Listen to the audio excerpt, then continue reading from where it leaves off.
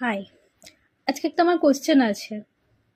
যখনই কোনো ছবি পোস্ট করছি, পোস্ট দেখছো ঠিক আছে, তারপর মেসেঞ্জারে গিয়ে তুমি খুব সুন্দর দেখতে, তোমার এটা ভালো, তোমার ওটা ভালো, তুমি খুব কিউট, এসব করতে থাকছো। ভাই, কমপ্লিমেন্ট দিলে ওপেন কমপ্লিমেন্ট দাও, মেসেঞ্জারে গিয়ে কেন?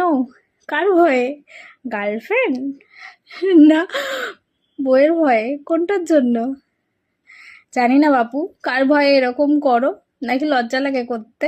যদি লজ্জা লাগে বা গার্লফ্রেন্ডের ভয়ে বা বইয়ের ভয়ে, কারোর ভয়ে যদি ওপেন কমপ্লিমেন্ট দিতে প্রবলেম হয়, তো কমপ্লিমেন্ট দিও না।